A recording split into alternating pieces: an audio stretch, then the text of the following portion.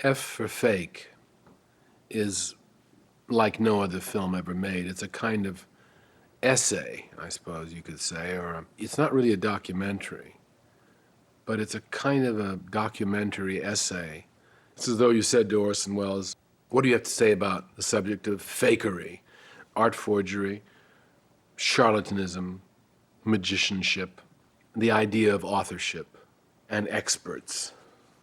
This all began as a documentary that Francois Reichenbach had made about Elmire de Hory, probably one of the most notorious art forgers of the 20th century, who of course never admitted to ever forging, but was clearly known to be an art forger.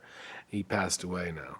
And one of the people who was involved in the documentary was a man named Clifford Irving, who was interviewing de Hory on film, and who had also written a book about de Hory called Fake, a kind of a biography of this man who was Hungarian and lived in Ibiza.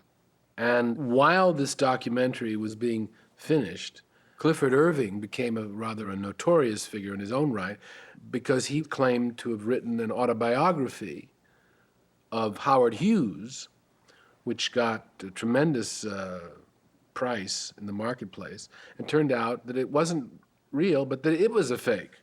That in fact, Clifford Irving, obviously inspired by Elmire de Hory, had gone into another field, leaving the painting and gone into literature, and had created this extraordinarily elaborate fake autobiography of Howard Hughes.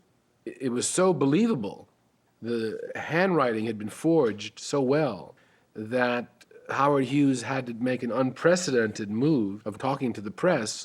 He refused to be photographed, but he did a recording of his voice on a telephone conversation, telling them that he'd never heard of Clifford Irving, he never did an autobiography, and that this was a fake.